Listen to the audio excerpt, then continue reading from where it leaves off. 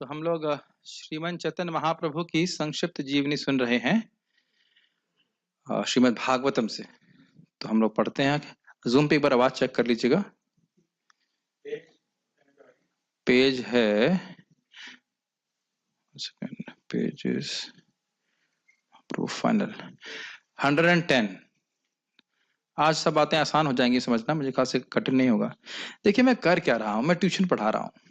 Tuition का मतलब क्या हुआ, मैं कुछ ज्यादा नहीं बोल रहा हूं। जो श्रील प्रभुपाद जी तात्पर्य में लिखे हैं उसी को हम थोड़ा समझाने का प्रयास करेंगे, आपकी हेल्प करेंगे ताकि आप उसे समझ सकें, बस इससे ज्यादा कुछ नहीं कर रहे हैं। सो उसी के अनुरूप समझने का प्रयास कीजिएगा क्लास को। ओम अज्ञानतिमिरान्धस्य ज्ञानञ्जनशलाकया चक्षुरुन्मिलितं येन तस्मै श्रीगुरुवे नमः। नमो विष्णुपादाय कृष्णप्रेष्ठाय भूतले श्रीमते भक्तिवेदान्तस्वामिनिति नामिने। नमस्ते सारस्वते देवे गौरवाणी प्रचारिणे निर्विशेष शून्यवादी पाश्चात्य देश तारिणे। जय श्री कृष्ण चैतन्य प्रभु नित्यानंद श्री अद्वैत गदाधर शिवासादि गौर भक्त वृंद। हरे कृष्णा कृष्ण कृष्ण हरे हरे, हरे राम राम राम हरे हरे। ठीक है, शुरू कर रहे हैं हम लोग, पढ़ते हैं। श्रील प्रभुपाद जी कहते हैं, मेरा एकमात्र, I have only one criticism of my disciples, obviously my grand disciples also, they don't read my books. हमारे शिष्यों के या उनके शिष्यों के भी, शिष्यों के शिष्यों की भी प्रति मेरी एक ही एक क्या कह सकते हैं, निंदा कह लीजिए या करेक्शन है कि वे मेरी पुस्तकें नहीं पढ़ते हैं। ये समझ लेना चाहिए कि जिसकी जो श्रद्धा होती है उससे हम श्रवण करते हैं तो उनकी श्रद्धा कानों के माध्यम से हमारे हृदय में ट्रांसप्लांट हो जाती है। Make sense? तो श्रील प्रभुपाद जी जीव गोस्वामी पाद भक्ति संदर्भ बताते हैं कि जो भक्त हैं, एक्चुअली किसी की भी कृति समझते हैं, लिखना लेखनी, उसको पढ़ने से हम उनके संग प्राप्त करते हैं। जैसा प्रभुपाद जी ने चैतन्य चरितामृत के आमुख पढ़ रहे थे ना, हम लोग आमुख में समझाया कि ये जो शिक्षाएं चैतन्य महाप्रभु की हैं ये स्वयं भगवान से अभिन्न है। ठीक है, तो उसी प्रकार से अगर हम नियमित रूप से पढ़ेंगे तो आप देखेंगे कि हमारे जीवन में भक्ति में एक उत्साह आ रहा है। हम प्रभुपाद जी ग्रंथ पढ़ते हैं तो भक्ति करने की हमको प्रेरणा मिलती है, शास्त्र सुनते हैं भक्ति की प्रेरणा मिलती है। क्योंकि श्रील प्रभुपाद जी शुद्ध भक्त हैं, तो उनके जो वचन हैं वह उनकी श्रद्धा से, भगवत प्रेम से पूरित है। ये सब बातें आप मेरी समझ पा रहे हैं? जो लोग नास्तिक होते हैं, क्या माँ बोलती है नास्तिक बेटा भगवान पे विश्वास मत करो? कभी नहीं बोलती। मैं नहीं समझता कोई माता बोलती होगी, भले वो भक्ति करती हो ना करती हो, लेकिन भगवान नहीं है ऐसा बोलने वाली माता मैंने तो कभी नहीं देखी, भारत में तो नहीं देखी है। तो यानी कि जो नास्तिक घूम रहे हैं जगत में, कहां से हुए नास्तिक, कैसे हो रहे हैं? उन लोगों का संग करने से, स्पेशली श्रवण करने से जो लोग नास्तिक हैं। क्या ये बात आप मानते हो, है कि नहीं? और भक्त लोग कैसे बन रहे हैं? उन लोगों का संग करने से, स्पेशली श्रवण करने से जो लोग भगवान के भक्त हैं। तो इसीलिए रोज भगवान के भक्तों के संग में आकर के श्रवण कीर्तन करना ये हमारे लिए बहुत इंपॉर्टेंट है। जैसे ब्रेकफास्ट और डिनर और लंच भी शायद, लेकिन एटलीस्ट ब्रेकफास्ट और डिनर तो जरूर चाहिए होता है, उसी प्रकार से आना जरूरी है। शास्त्र में आप पढ़ने वाले सायं प्रातः गृणन दुखम ग्रामा विमुच्यते, सुबह और शाम के समय भगवान श्री कृष्ण का कीर्तन, श्रवण कीर्तन होना चाहिए। इसके द्वारा हमारी चार्ज रहती है बैटरी। पढ़ते हैं, दिव्य भक्ति में सेवा में आदान प्रदान की 5 अवस्थाएं होती हैं। आदान प्रदान का अर्थ क्या है? इसमें कौन सी बड़ी बात है? आदान प्रदान, रेसिप्रोकेशन। ये शब्द यहां समझ लीजिए, इसको भी हम लाइन जब पढ़ेंगे उसमें समझ में आ जाएगा मैं क्या कह रहा हूं। भौतिक बंधन से मुक्ति पाने के उपरांत आत्म साक्षात्कार की अवस्था शांत अर्थात तटस्थ अवस्था कहलाती है। इसको आप कहते हो शांत रस, यानी कि भगवान की महत्व, महानता को भक्त समझ रहा है, लेकिन सक्रिय रूप से भगवान की सेवा नहीं कर रहा है। इसके उदाहरण है नवयोगेंद्र।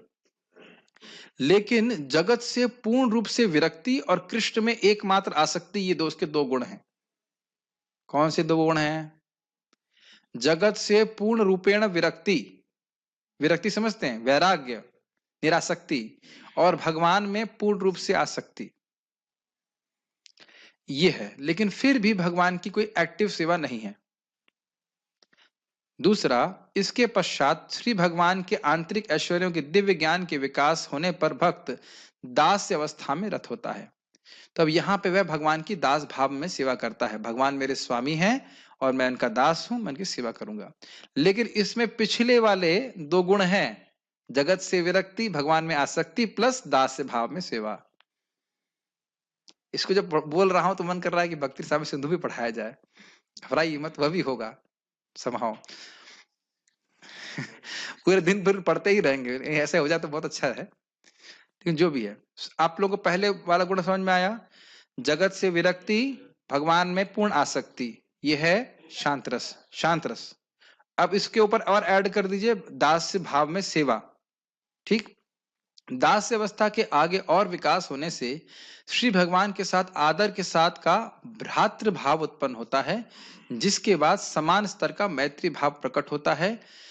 यह दोनों अवस्थाएं सख्य अवस्था अर्थात मैत्री भाव में की जाने वाली भक्तिमय सेवा कहलाती हैं। इसका अर्थ समझिए, साख्य भाव में दो प्रकार के भाव बताए गए, एक है गौरव साख्य और दूसरा है विश्राम्भ साख्य। मैं आपका नाम भूल गया, हाँ नाम क्या था? नित्य दास प्रभु। तो दास की भाव के बाद आ रहा है साख्य भाव। इसमें हमने दो कौन से शब्द यूज किए? गौरव साख्य। बोलिए, क्या बोला? ठीक। और दूसरा है विश्राम्भ साख्य। क्या बोला? ठीक है। तो गौरव साख्य में क्या है, मान तो रहे हैं भगवान को भक्त, सॉरी अपना मित्र, लेकिन फिर भी बात आ रही है कि भगवान है, थोड़ा सा डिस्टेंस है। जैसे विभीषण जी का भगवान श्री राम के प्रति गौरव साख्य है, दास भावना है वो तो सभी की रहती है, सखा मान रहे, लेकिन अगर भगवान ने आलिंगन किया तो उनको डर है कि कहीं मेरा पांव का स्पर्श भगवान के पांव से ना हो जाए, चरण कमल से ना हो जाए। क्या बात समझ पा रहे हैं? कुछ संकोच है वहां पे, संकोच देख रहे हैं, संकोच, देयर इज सम प्रोटोकॉल। अच्छा, और एग्जाम्पल लीजिए सुग्रीव जी का, सुग्रीव का भी भगवान से दास गौरव साख्य में रिलेशनशिप है, दास तो है ही, दास का भावना है और जगत से विरक्ति और भगवान में आसक्ति वाली गुण है। जितना जितना आगे जा रहे हैं उससे पीछे वाले गुण हैं इसमें, प्लस एक्स्ट्रा गुण ऐड हो रहा है। नहीं समझ में आ रहा? आ रहा है। और विश्राम्भ शाख में आप क्या जानते हो, जो गोलोक में भगवान के पार्षद हैं, श्रीदामा सुदामा, तो क्या कहते हैं, तुम ही कोनो बड़े लोग, तुम ही आमी सम।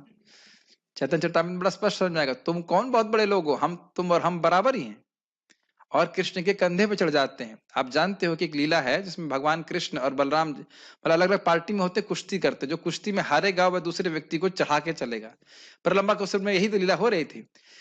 तो कृष्ण कहते हैं ना, हम राजा के लड़के हैं, अगर कृष्ण की पार्टी हार जाती है हम कैसे कंधे पे चढ़ेंगे, चढ़ाएंगे किसी को, हम नहीं चढ़ाएंगे। कहते हैं राजा के लड़के होगे घर में, यहाँ कोई नहीं है, तो इसलिए तुमको अब अगर तुम अगर नहीं करोगे, हम कंधे पे नहीं चढ़ाओगे हमको, तो अब तुम्हें अगली बार से नहीं खेलने देंगे। बात हमको बड़ी सामान्य सी लगती है, लेकिन कितना सुंदर शुद्ध प्रेम है बताइए, भगवान के कंधे पे चढ़ रहे हैं, अचिंत्य है। ये बात तो अन्य धर्मों की रेंज के ही बाहर है, और इसीलिए वो समझ नहीं पाते कि कृष्ण भगवान है। और आप आसानी से समझ सकते हैं, रुक जाइए, आपके बच्चे राजकुमार आपके कंधे पे कभी चढ़े हैं? अरे आपने कभी कंधे पे चढ़ाया नहीं उनको? अब सुगार कर लिया, हाँ बिठाए बिठाए। तो अरे पिताजी तो आप हैं, आप आपका बच्चा आपके कंधे पे कैसे चढ़ सकता है? उसका तो पाँव आपके यहाँ छाती पे लगाता होगा। अच्छा, कोई सामान्य व्यक्ति छाती पे पाँव रख दे तो आप गुस्सा नहीं आएगा? तो ये कैसी बात कर रहे हो आप? दूसरा व्यक्ति छाती पे कंधा आप क्या कहते हैं पाँव रख दे तो गुस्सा हो जाते हो, और अपना ही लड़का जो है उसका उसका यहाँ पे क्या कहते हैं पाँव लग रहा है, हो सकता तो बाथरूम भी कर दे है कि नहीं? अब ठीक है हमारे लड़का है, क्यों? अरे मैं ही की बात नहीं कर रहा हूँ, प्राय सभी के माता पिता ऐसे करते हैं, पिताजी कंधे पे लेके चलते हैं। हम कई बार मंगल आरती में देखेंगे बच्चे को टांग लेंगे ऊपर, वो दर्शन करता है कि नहीं? स्पष्ट है कि नहीं? तो यह क्यों कर रहा है? अच्छा, जो ऊपर है वो तो श्रेष्ठ है, तो बाप कौन हुआ? बच्चा अगर कंधे पे टंगा हुआ है तो बाप कौन है? बाप तो बाप ही है, isn't it? तो भगवान भगवान ही रहते हैं, लेकिन प्रेम के कारण। समझ में आ रहा है उदाहरण? ये महाप्रभु का गिफ्ट है, इसलिए प्रभुपाद रख रहे हैं। जो रस, जो साख्य रस इत्यादि है, ये वैकुंठ से भी श्रेष्ठ भक्ति है। वैकुंठ में जो इस प्रकार की भक्ति नहीं होती। वैकुंठ में कोई अगर या भगवान श्री राम के कंधे पे कोई चढ़ेगा तो हनुमान जी उठाकर फेंक देंगे फुटबॉल की तरह उसको। कोई नहीं कर सकता ऐसा। साकेत लोग भी ऐसा नहीं कर सकते। तो विश्राम्भ साख्य जो है, शब्द समझ में आ रहा है? विश्राम्भ एक आत्मीय दोस्ती, झूठा भी खा लेते हैं। आप जानते ही हो, बहुत सुंदर सीन है ना, जब कृष्ण सब अपने ग्वाल बालों के संग बैठे हुए हैं और एक ग्वाल बाल कहता है, अरे कृष्ण, ये लड्डू इतना बढ़िया है, तुमने कभी खाया नहीं होगा। तो कृष्ण भी लालायित होते, मेरे को दो, मेरे को दो, मेरे को दो, और झूठा खा लेते हैं अपने उसका। हमको नहीं करना है, हमको नहीं करना है, लेकिन ये एक विशेष प्रेम की स्थिति है, हमारे लिए वो अपराध हो जाएगा, हम नहीं कर सकते ऐसा, लेकिन हमें अभी करना भी नहीं चाहिए। लेकिन भगवान के भक्त हैं, और क्या इससे कृष्ण को सुख मिलता है? यस। इसीलिए महाप्रभु, इसीलिए कृष्ण महाप्रभु के रूप में आए। अभी आप जब हम चैतन्य चरितामृत आगे पढ़ते जाएंगे कि नहीं, पूरा जगत जो भी भक्ति कर रहे हैं वो मेरे आदर भाव में भक्ति करता है, उससे प्रेम शिथिल हो जाता है, वो मुझे जीत नहीं पाता है। मेरी बात समझ रहे हैं? वैकुंठ तक प्राप्ति हो जाती है, लेकिन मैं उनसे जीत नहीं पाता हूं। तदीयैषितागेषु भक्तिर्जितात्वं पुनः प्रेमतस्तं शतावृत्ति वंदे। तद तद ईशितागेषु, जो आपको ईश के रूप में जानते हैं, उनको ज्ञापित कर रहे हैं आप। देखो, भक्तिर्जितत्वम, मैं तो भक्तों के द्वारा जीता जाता हूं। दामोदर लीला में देख रहे हैं ना। तो ये समझ में आया कौन से दो साख्य यहाँ पे आपने सीखे, क्या शब्द सीखे श्रीनाथ जी प्रभु जी? कौन से दो साख्य सीखे आपने? गौरव साख्य और, हाँ प्रॉम्प्ट कर दो, प्रॉम्प्ट कर दो, पास हो जाएंगे। विश्राम्भ साख्य, गौरव साख्य के एग्जाम्पल हमने कौन से दिए? प्रभु जी आपने बोला था क्लास में आओ, आ गए। आपने बोला था टाइम से होता, आ गए। सुनो तो सुन भी ले, अब आप क्विज भी करते हो, ये तो गलत बात है। क्विज तो नहीं होनी चाहिए। क्या यहाँ पे हमें कुछ याद भी रखना होता है? नहीं। हाँ, सुग्रीव और विभीषण जी के एग्जाम्पल दिया, और हमने विश्राम्भ साख्य के क्या एग्जाम्पल दिए? गोलोक के भक्त थे, लेकिन कुछ नाम याद आ रहे हैं आपको? सुदामा, श्रीदामा, इस प्रकार से। ठीक है, यस प्रभु। सुदामा एक ब्राह्मण थे, सुदामा एक माली का भी नाम है, और सुदामा भगवान के मित्र का भी नाम है। क्या प्रेम कृष्ण आप ही का नाम हो सकता है? सभी का नाम हो सकता है। ये सुदामा जो है, ये भगवान के ग्वाल बाल मित्र हैं। जो द्वादश गोपाल है ना, इनके भगवान के जो 12 मुख्य सखा हैं, उनको ये द्वादश गोपाल कहते हैं, उसमें से सुदामा जी हैं। अब सुदामा कौन से में आएंगे? साख्य में। लेकिन गौरव साख्य में मैं नहीं समझता, क्योंकि वह साथ साथ में खेलते थे। वो जब कृष्ण वहां पे था संदीपुरी मुनि के यहाँ। देखिए, यही कृष्ण का बात है, बहुत सुंदर बात है। आप अभी बोले तो सुदामा जी का स्मरण किया कि नहीं? सुदामा ब्राह्मण का। और मैं भी जब आपको बोल रहा हूं तो संदीपुनी मुनि के आश्रम चले गए ना उज्जैन में। यही श्रवण कीर्तन, स्मरतः स्मारयन्तश्च मितघौ घनाशम, साथ में आकर के कृष्ण का स्मरण खुद करते हैं, दूसरों को कराते हैं। कृष्ण को सबसे संतुष्ट करता है, ये भागवत में बोलते हैं। तो वह भी साख्य है। और क्या प्रमाण है? जब आप पढ़ेंगे कि वह सुदामा जी जब मिलते हैं द्वारका में भगवान को, तो फिर वह तो फिर वह वापस जब लौट के आते हैं तो कहते हैं, बस मेरी कृष्ण से इस प्रकार से प्रीति रहे। कौन सा साक्ष्य है ये मैं नहीं कह सकता, क्योंकि वहां पे हम महसूस कर रहे हैं कि वह भगवान के रूप में अनुभव कर रहे हैं उनको, कि भगवान है। तो ऐसा प्रतीत होता है कि गौरव साक्ष्य है। लेकिन हम कुछ कमेंट नहीं कर सकते, लेकिन मैं कुछ, क्या कहते हैं, हमको पता नहीं है, और नहीं पता है तो गलत ही बताएंगे। पर मुझे राधा गोविंद से ये बोलते हैं कि हमको इस बारे में नहीं पता है, और नहीं पता है तो गलत ही बताएंगे। तो इसलिए हम कुछ नहीं कह सकते। साक्ष्य है, ये क्लियर है, भागवत में स्पष्ट बताया गया। ठीक है, तो फिर से रिवाइज किया जाए। शांत रस में दो मुख्य गुण कौन से सीखे आपने? शांत रस में कौन से दो मुख्य गुण थे? जगत से आसक्ति और भगवान में विरक्ति। ये अशांत रस है। शांत रस है जगत में विरक्ति और भगवान में आसक्ति, पूर्ण आसक्ति। ठीक, उसके बाद दास्य भाव में, दास में सेवा भावना है ही दास के रूप में, और ये दोनों गुण पीछे वाले हैं। साख्य भाव में दास भाव रहता है, और जो पहले दो गुण आपने पकड़े थे विरक्ति और आसक्ति वाले, वह भी रहते हैं, प्लस साख्य भाव रहता है। और साख्य के दो भाग हो गए, गौरव साख्य और विश्राम्भ साख्य। यस, इतनी संस्कृत क्यों पढ़ा रहे हो प्रभु जी, संस्कृत हमार मातृभाषा, हमारा तो घर बंगला हो गया। इसके बाद वात्सल्य अवस्था आती है। देखिए एक बात आप देखेंगे, संस्कृत के शब्द इतने सुंदर हैं, उनके अर्थों को अगर सीधे सीधे समझते हैं, विश्राम करते हैं, तो छोटे शब्द में बहुत बड़ी बात कह दी जाती है। तो उसको थोड़ा थोड़ा समझते हुए चलना चाहिए। इसके बाद वात्सल्य अवस्था आती है, जिसमें श्री भगवान के प्रति माता पिता जैसा प्रेम भाव उपजता है। अब जैसे आप देखिए पेरेंटल लव, वात्सल्य अवस्था को आप पेरेंटल अफेक्शन कहेंगे, ठीक है, कोई गलत नहीं है, लेकिन वात्सल्य का अर्थ समझ रहे हैं? वात्सल्य में कहा एक शब्द आपको दिख रहा है, वत्स, वत्स दिख रहा है, वत्स। वत्स किसका अर्थ होता है? वत्स मतलब बछड़ा, हम लोग बेटा कहेंगे लेकिन एक्चुअली होता है बछड़ा। गोवत्स बोलते हैं ना, गोवत्स पदम, तो वहां पे जैसे गाय का अपने बच्चे के प्रति वात्सल्य प्रेम होता है, प्रेम भावना होती है, उस प्रकार का मतलब बहुत अधिक प्रेम की बात हो रही है, वात्सल्य को से सूचित होता है। तो आप देख सकते हैं कि एक शब्द की कितनी बड़ी व्याख्या है। तो ये इसमें क्या करते हैं, इसमें ये सोचते हैं कि ये और अधिक हो जाता है। इसमें पहले दो गुण है ना, जगत विरक्ति आ सकती, वो सब है। उसके बाद दास भावना, उसके बाद साख्य भावना भी है, और उसके बाद वात्सल्य। तो वात्सल्य में पुराने सारे गुण भी हैं प्लस वात्सल्य है। जैसे इसमें माता यशोदा सोचती हैं कि मैं कृष्ण को नहीं खिलाऊंगी तो मर जाएगा, तो इस प्रकार से कृष्ण की और अधिक सेवा करते हैं।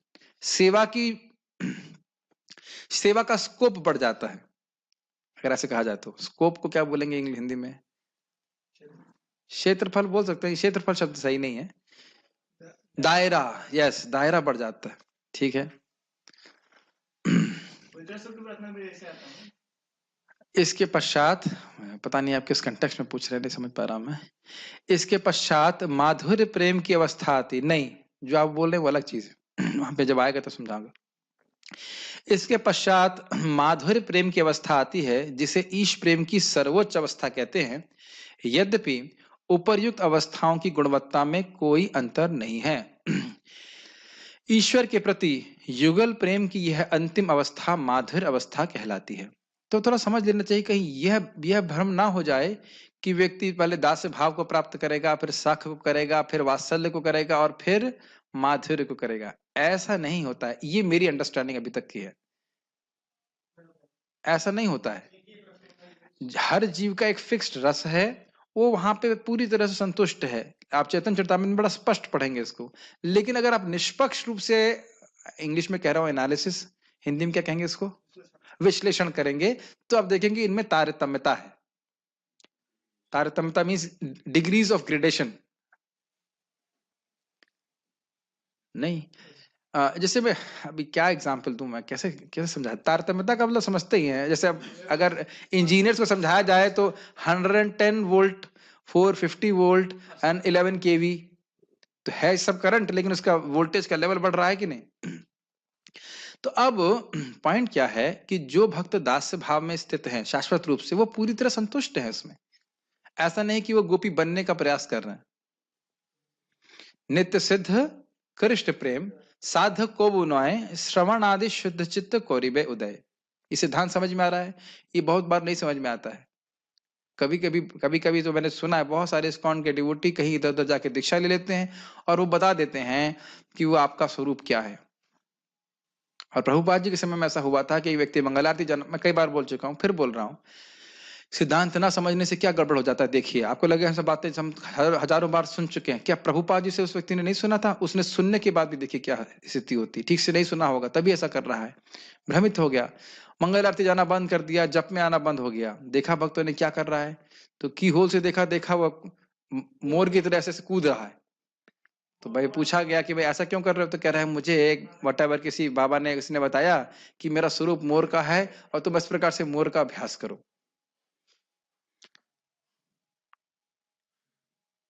अब उनसे पूछ लिया, और उस व्यक्ति ने यह नहीं पूछा कि कौन से शास्त्र में ऐसा वर्णन है। ये एक बड़ी, मैं सही में बहुत चकित हो जाता हूं कि जब इस प्रकार का कोई प्रश्न करता नहीं है। और जैसे भी हम आपको बता रहे हैं और आप लोग पढ़ भी लोग, आदि लीला का 7वां अध्याय है, मैं कल ढूंढना भूल गया, 7.34 या 134 ऐसा कुछ है। जब हम कृष्ण की लीलाओं को श्रवण करते हैं, उसके बाद मैंने पहले भी बताया, उसके बाद धीरे धीरे एक कुछ विशेष लीलाओं के प्रति सहज आकर्षण होने लगता है। मतलब ऐसा नहीं कि अन्य लीलाओं को नहीं सुनेंगे, लेकिन उन लीलाओं के प्रति सहज आकर्षण होता है, तो उससे व्यक्ति समझ सकता है कि मेरा क्या भाव है भगवान के प्रति। हम इमेजिन नहीं कर सकते। अभी मैं जो बोल रहा हूँ शास्त्रोक्त विधि है, इसमें कहीं हम धोखा नहीं खाने वाले। Make sense? समझ रहे हैं? तो कभी धोखा मत खाइए, अभी बोल देगा तुम्हारा स्वरूप ऐसा है, ये है, सब ये चीप बात है। और फिर हमारे हृदय में काम वासना क्यों है? जैसे परम पूज्य वृंदावन चंद्र महाराज बोल रहे थे, एक और संत हैं, अच्छे संत हैं, भक्त हमारे गुरु महाराज के मित्र हैं, उन्हें कोट करते हुए, तो कुछ लोग कहते हैं कि हम अष्ट कालीय लीला का स्मरण करेंगे और अष्ट ये और अष्ट वो। तो बोले देखो भाई महाराज का उनका कोट, महाराज भी एकदम मिमिक्री करके बोले, देखो भाई, जब तक स्त्री का आकर्षण हृदय में नहीं गया है, तब तक ये 8 का पहाड़ा हमको मत पढ़ाओ। वो अपने हृदय को चेक करो कि तुम्हारे हृदय में क्या भोग की वासना गई है कि नहीं गई, और नहीं गई है तो ये 8 का पहाड़ा समझ रहे हैं, अष्ट कालिया लीला, अष्टयाम, ये अष्ट वष्ट, तुम कुछ नहीं समझ सकते हो। 8 का पहाड़ा मत पढ़ाओ। परम पूज्य रमेश बाबा जी का कथन लगता है मुझे, जिस प्रकार से महाराज जी बोल रहे थे, प्रामाणिक वैष्णव है, अपनी योग्यता के अनुसार करना चाहिए। तो हम खाली ये बोल रहे थे कि ऐसा नहीं सोच लेना चाहिए कि मैं गोपी हूं, या मैं राधा हूं, या मैं नंद महाराज हूं। ये सब प्रभुपाद बताते हैं, ये सब मायावाद है। जैसे हम कृष्ण नहीं बन सकते, उसी प्रकार से हम नंद महाराज, श्रीमती राधा रानी, ये और कुछ नहीं बन सकते। जो हम हैं वही हैं, वही वापस पहुंचना है, उसी स्थिति में वापस पहुंचना है, कुछ बनना नहीं है। कुछ बनने का प्रयास करते हुए तो ये स्थिति आ गई है कि नहीं? कभी स्त्री बनना चाहते हैं, कभी पुरुष बनना चाहते हैं, कभी हाथी बनना चाहते हैं, कभी ये बनना चाहते हैं। ये बनना छोड़ करके हमें केवल दास बनने का प्रयास करना चाहिए, जो कि हम हैं। और ये अमेजिंग बात है कि दास तो हम बड़ी आसानी से बन सकते हैं, इज इट नॉट? भाई भगवान के प्रति दास भाव, ये तो कोई कठिन है कि नहीं? ये नहीं है, कोई कुछ भी कठिनाई नहीं। मैं कृष्ण का दास हूं, कृष्ण मैं आपकी सेवा कर सकता हूं। तो आप ये 5 समझे। अब मैं ये बात वापस आपको याद दिलाना चाहता हूं, आदान प्रदान की। आदान प्रदान करते वक्त समझ रहे हैं, मैं कृष्ण का दास, मैं कृष्ण को अपने स्वामी के रूप में समझ रहा हूं, तो कृष्ण भी वैसे ही आदान प्रदान कर रहे हैं। हाँ बेटा, तुम मेरे बेटा नहीं, मैं मिंटू से बेटा नहीं, तुम मेरे दास हो और तुम मेरी सेवा करो। जैसे बहुत सुंदर है, नेक्टर ऑफ डिवोशन में प्रभुपाद जी लिखते हैं उसमें, भगवान कृष्ण अपने बेटे प्रद्युम्न को बोल रहे हैं, जब लीला हो रही थी, प्रद्युम्न तुम इतना घबरा क्यों रहे हो, आओ मेरे पास, आओ मेरी गोदी में बैठो, मेरे पास आओ, मेरे बेटे हो। कितना स्वीट लग, कितना स्वीट होगा ना भाई, तुम इतना संकोच क्यों कर रहे हो? ऐसे करके बहुत सुंदर, रियली नेक्टर, बहुत सुंदर। तो इस प्रकार से अब वह भी पिता मान रहे हैं भगवान कृष्ण को, मान रहे हैं मतलब संबंध है, तो कृष्ण भी इसी प्रकार से कार्य कर रहे हैं। Does it make sense? यही अर्थ है भगवद गीता का, ये यथाम माम प्रपद्यन्ते ताम तथैव भजाम्यहम्। जिस प्रकार से मेरा भजन लोग करते, मैं भी इस प्रकार से इनका भजन करता हूं। Make sense? समझ में आ रहा है? कोई अगर पिता के रूप में संबंध है तो भगवान पिता के रूप में है, बेटे के रूप में मान रहा है तो बेटे के रूप में, जो उसका संबंध है जिस प्रकार से, वैसे वे आदान प्रदान करते हैं। ठीक है? क्लियर? इस प्रकार उन्होंने श्री रूप गोस्वामी को भक्ति विज्ञान की शिक्षा दी और उन्हें श्री भगवान की दिव्य लीलाओं से संबंधित वृंदावन के लुप्त स्थलों की खुदाई करने का कार्यभार सौंपा। श्री चैतन्य मनोभिष्टम स्थापितम ये न भूतले। तो महाप्रभु का अभिष्ट क्या था? ये जो ब्रज की भक्ति है, इसको जगत में शास्त्र के आधार पर स्थापित किया जाए। अभिष्ट समझ में आ रहा है? अभिष्ट, जो आपको बहुत इच्छित हो, बहुत आपकी इच्छा हो। क्या नाम है इनका? सचिन प्रभु। अभिष्ट का मतलब समझ में आ रहा है? बहुत, जो बहुत इच्छा होती। तो महाप्रभु का अभिष्ट क्या था? नहीं, पहला अभिष्ट सुनिए आप। पार्थ कृष्ण प्रभु, भगवान का अभिष्ट क्या था? भगवान कौन से, भगवान का कौन सा अभिष्ट था? हाँ, नहीं, कृष्ण भगवान कहां से अभी आया? चैतन्य महाप्रभु का क्या अभिष्ट था? किस चीज का प्रचार? ठीक है, सही बोल रहे, प्रचार। कौन सी कृष्ण भक्ति? किस प्रकार की कृष्ण भक्ति? ब्रज की भक्ति। ठीक है, ये बहुत क्लियर होना चाहिए। कोई आपको पूछ दे आप रूप गोस्वामी जी की क्या इच्छा थी, आपको याद है? इंग्लिश में मैंने पढ़ा था डिटेल में, क्लियर समझ में आ रहा? दूसरा क्या था? वृंदावन के लुप्त स्थलों का खुदाई करके उनका कार्यभार संबंध को, उसका जीर्णोद्धार करना। ठीक है, जब महाप्रभु यहाँ पे आए थे तो बहुत सारी लीला स्थलियों पे गए थे, लेकिन वो प्राय एकदम लुप्त प्राय था। जैसे कि राधा कुंड एक छोटा सा पौंड मात्र था, तो महाप्रभु उसमें भी स्नान किए थे वहां पे। तो उसको आकर के आचार्य गोस्वामी गणों ने उसका उद्धार किया। एक बहुत इंटरेस्टिंग बात प्रभुपाद वहां पे कहेंगे, अब वही जीर्णोद्धार, उद्धार कहिए, जीर्णोद्धार कहिए, उद्धार तो उसी का होगा जिसका जीर्ण हो गया हो, जीर्ण शीर्ण हो गया हो, है कि नहीं? अब हमारा मंदिर का जीर्णोद्धार तो उद्धार थोड़ा ना कहा जाएगा, मंदिर तो हमारा ऐसे ही सही चल रहा है। क्या बात करने लग गया मैं? कहाँ थे हम? हाँ, तो प्रभुपाद वहाँ कहते हैं कि महाप्रभु ने हरिदास ठाकुर जी को कहा, तुम हरि नाम की महिमा मतलब दिखाओ, प्रचारित करो। रूप गोस्वामी पाद को कहा, तुम ग्रंथ लिखो। और हरिकृष्ण मंत्र सभी लोग कर रहे हैं। तो हर व्यक्ति को अलग अलग सेवा दी। नित्यानंद प्रभु को बंगाल में उद्दंड, एकदम उद्दंड प्रचार करने के लिए बोला। तो हर हर व्यक्ति कृष्ण का सेवक है, और वह कृष्ण के द्वारा अलग अलग प्रकार से नियोजित है, उसमें कोई ऊंच नीचे नहीं देखना चाहिए। Make sense? ठीक है। तत्पश्चात महाप्रभु वाराणसी लौट गए और वहां सन्यासियों का उद्धार किया तथा श्रील रूप गोस्वामी के बड़े भाई को भी शिक्षा दी। रूप गोस्वामी के बड़े भाई शिक्षा मतलब सनातन गोस्वामी पाद। इसकी चर्चा पूर्व में हो चुकी है। महाप्रभु लिखित रूप से चलो, मुझे लगता है कि आज हम नहीं पूरा नहीं कर पाएंगे। महाप्रभु लिखित रूप से अपने उपदेशों के केवल 8 श्लोक ही छोड़ गए, जो शिक्षाष्टक नाम से जाने जाते हैं। एक भक्त ने पूछा, हमें कितना ग्रंथ पढ़ना चाहिए? महाप्रभु ने तो केवल 8 ही श्लोक 8 बोला कि 9 बोला, ये मुझे डाउट है। उसने बोला, जहां तक मुझे महाप्रभु ने तो केवल 9 श्लोक बोले हैं, मुझे लग रहा है ऐसा। तो हमने इसका मतलब वो 8 श्लोक भी ठीक से पढ़े नहीं, इसलिए 9 बोल रहे हैं। तो ये तो महाप्रभु ये बोले कि देखो भाई, मैंने 8 श्लोक लिख दिए, अब तुम लोग को लिखने की जरूरत नहीं है। यही बोला रूप गोस्वामी पाद को। क्यों भाई अमरनाथ प्रभु? महाप्रभु यही बोले ना कि देखो, तुम लोग तो जीव हो, अब तुम तो मतलब मेरे दास हो, तुम लोग क्या लिखोगे? मैं भगवान हूं, मैं 8 श्लोक बोल दिए बस, अब तुमको और कुछ जो है मतलब लिखने की जरूरत नहीं। यही तो भगवान ने बोला है कि नहीं? और अच्छा, तुम लोग लिख भी लो, लेकिन आगे आने वाले भक्तों को तुमको पढ़ने की करने की कोई जरूरत नहीं है। तो कैसे कैसे आर्गुमेंट देखिए मन में आ जाता है। फिर कोई बात नहीं, ने पूछा है तो मैं उसका उत्तर यहाँ क्लास में दे रहा हूँ कि महाप्रभु के 8 श्लोकों को तो हमें समझना ही है, लेकिन उसको हम और अच्छे से समझ सकें, सार तो है ही, कैसे कैसे भक्ति करनी चाहिए उसको डिटेल में सनातन गोस्वामी पाद को समझा रहे हैं, उसको डिटेल में श्रील रूप गोस्वामी पाद समझा रहे हैं। ठीक है। ठीक है। उनके दिव्य संप्रदाय का अन्य साहित्य उनके प्रधान अनुयायी वृंदावन के 6 गोस्वामियों तथा उनके अनुयायियों द्वारा लिखा गया है। यानी कि जो 6 गोस्वामी के द्वारा ग्रंथ लिखे हैं वो तो है ही, साथ साथ उसके बाद भी भक्तों ने ग्रंथ लिखे, जैसे कि माधुर्य कादम्बिनी, प्रभुपाद जी के ग्रंथ, ये सब पढ़ना बहुत जरूरी है। क्या है वो? होई बे अकुति रूप रघुनाथ पदे, होई बे अकुति तबे तो क्या भुजे बे से जुगल पीरिति। रूप रघुनाथ पदे, यहाँ पदे का अर्थ चरण कमल नहीं है, यहाँ पदे का अर्थ है पद, जो ने पद लिखे हैं। रूप रघुनाथ पदे, जो पद लिखे हैं उनमें, पदे उनमें, होय बे आकुति, जब मुझे आसक्ति होगी तब, तबे तो भुजा बे से जुगल प्रीति, तब मैं भगवान राधा कृष्ण की युगल लीलाओं को समझ पाऊंगा, राधा कृष्ण युगल की लीलाओं को समझ पाऊंगा। ऐसा नहीं भावुकता में, हाँ हम समझ रहे हैं राधा कृष्ण की लीला, क्या समझ रहे हो? हम तो यही समझ रहे हैं कि यहाँ की स्त्री और पुरुष का क्या आकर्षण है, उससे अधिक कुछ नहीं समझ रहे। और इसको आप ये बहुत सुंदर है कि चैतन्य चरितामृत में इन सभी का सार प्रस्तुत किया गया। परम पूज्य राधा गोविंद महाराज बात को कह रहे थे, कितना सुंदर ग्रंथ है। और हम तो अभी पढ़ ही रहा हूँ कि लघु भागवतामृत, उज्ज्वल नीलमणि, जगह जगह से जितने भी ग्रंथ हैं उन सबको पढ़े हैं। ये भक्ति संदर्भ बहुत सारे ग्रंथों को पढ़ करके सार रूप में चैतन्य चरितामृत में रखा गया है।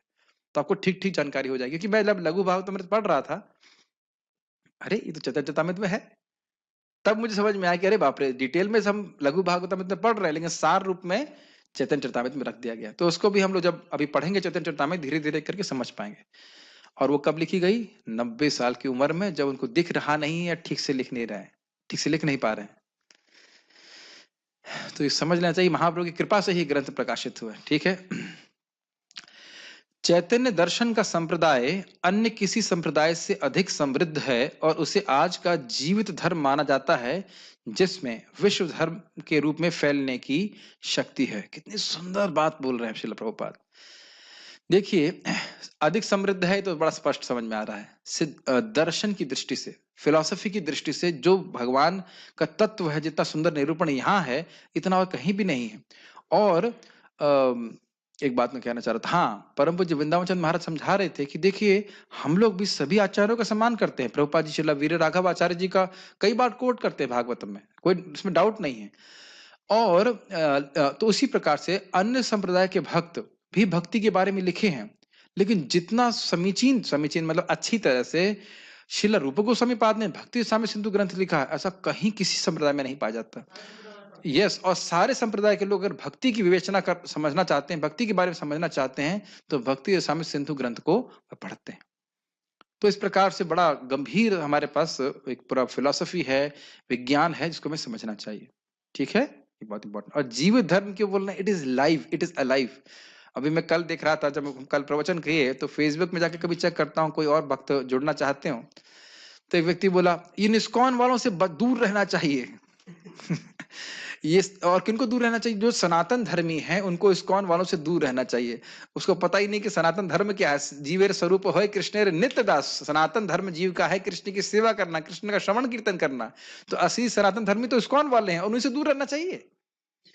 और उनसे पूछो कि तुम पास क्यों आए, फिर तुम क्यों श्रवण करने के लिए आए? शायद दूसरों को दूर करने के लिए। फिर मैंने उनको बड़ा कटाक्ष में बोला, धन्यवाद आपका, आपने अपनी अहेतु की कृपा से जीवों का ज्ञान दूर करने के लिए ये दिव्य ज्ञान दिया है।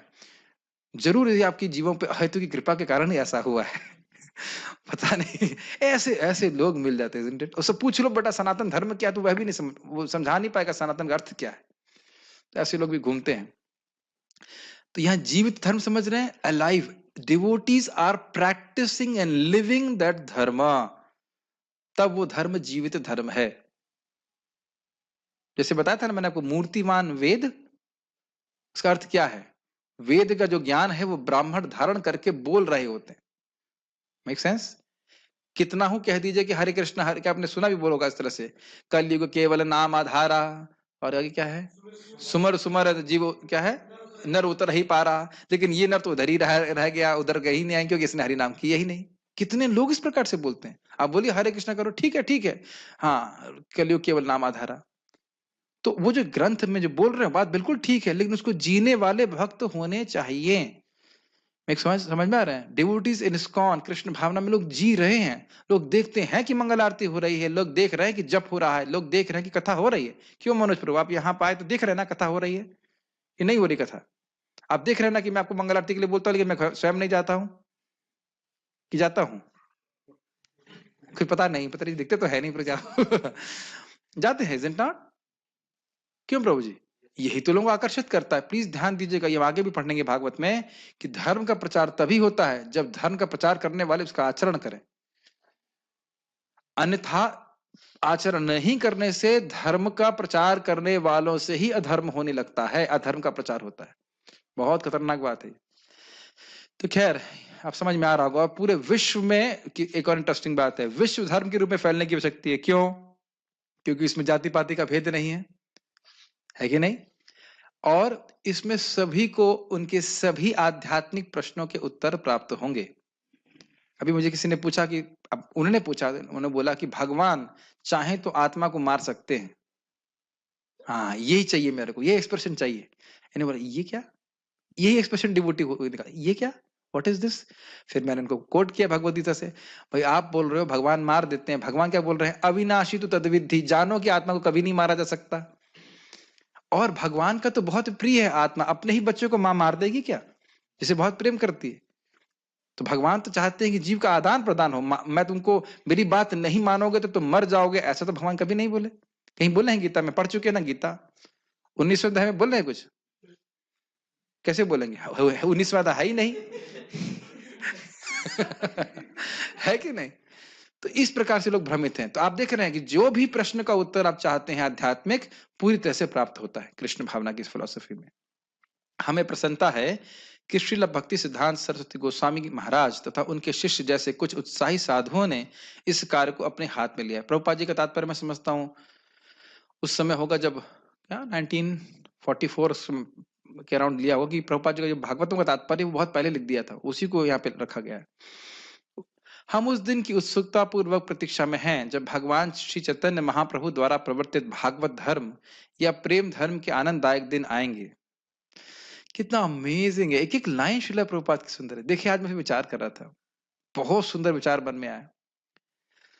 साधु भौतिक कार्य में नहीं लगते हैं, ये तो स्पष्ट है। तो उनकी भौतिक रूप से सेवा आप कितना करोगे? उनकी भौतिक इच्छाएं है नहीं, कितना स्वेटर दोगे आप, कितने मोजे दोगे? एक सन्यासी बोल रहे थे, सन्यास लेने में बड़ी दिक्कत है, 50 मोजे के जोड़े जो है भर जाते हैं सूटकेस में। जनरली साधु सेवा हम ये सोचते हैं, है कि नहीं? सोचते ही ना, कितना खिला देंगे आप, वो भी सेवा है। लेकिन देखिए प्रभुपाद जी क्या चाहते हैं, यथा कामम यथा कालम, जैसी इच्छा होती है साधु की या किसी भी व्यक्ति की और जैसा समय होता है उसके अनुसार सेवा करना चाहिए। क्या कह रहे हैं प्रभुपाद? हम हैं कौन? इसकौन कौन है यहाँ पे? हम इतना समय लगा सोचने में, हम किसका तात्पर्य पढ़ रहे हैं? हाँ, हम उस दिन की उत्सुकता पूर्वक प्रतीक्षा में हैं। उत्सुकता पूर्वक समझ रहे हैं, वो दिन कब आएगा? This kind of longing Srila Prabhupada has, जब भगवान श्री चैतन्य महाप्रभु द्वारा प्रवर्तित भागवत धर्म यानी भक्ति या प्रेम धर्म के आनंददायक दिन आएंगे। आनंददायक दिन आएंगे मतलब पूरे विश्व में किस कृष्ण भावना का प्रचार होगा। तो बड़ा क्लियर है कि श्रील प्रभुपाद जी की कृपा हमको कैसे प्राप्त होगी। somehow अदर किसी तरह से हम एक नम्र we become a humble instrument of Prabhupada's compassion. Prabhupada ji की कृपा का एक नम्र, क्या बोलेंगे इसको, इंस्ट्रूमेंट बोलेंगे, यंत्र अच्छा नहीं है, माध्यम, निमित्त बने। समझ रहे ना मेरी बात? इस प्रकार से प्रभुपाद जी की जो उत्सुकता है, ये समझ लीजिए, इस प्रकार से प्रभुपाद जी की जो ये सेवा हम कर पाएंगे और इसमें कोई दिक्कत नहीं, कोई जाति पाति का भेद नहीं, स्त्री पुरुष का भेद नहीं है, सभी लोग कृष्ण भावना को स्वीकार कर सकते हैं। मेरी इच्छा है कि आज हम इसको पूरा कर दें, भले ही हमें थोड़ा चैतन्य चरितामृत आज हम ना भी करें, लेकिन इसको पूरा कर दें क्योंकि इस पे मुझे कुछ बोलना होगा 8 श्लोकों पे। तो फिर हम लोग कल से डायरेक्ट फिर 1.1.1 शुरू कर सकते हैं, क्योंकि फिर इसको बोलने में मुझे और क्वेश्चन 15 से 20 मिनट लग जाएगा। हाँ, पे पन्ना पलट लीजिए। महाप्रभु द्वारा लिखित 8 श्लोक इस प्रकार है। चेतो दर्पण मार्जनम भव महादावाग्नि निर्वापणम श्रेय कैरव चंद्रिका वितरणम विद्यावधु जीवनम आनंदाम्बुदिवर्धनम प्रतिपदम पूर्णामृत स्वादनम सर्वात्मा स्नपनम परम विजयते श्री कृष्णा संकीर्तनम। प्रभु जी तो लिखा नहीं यहाँ पे, इसी एक्स्ट्रा नोट्स हैं।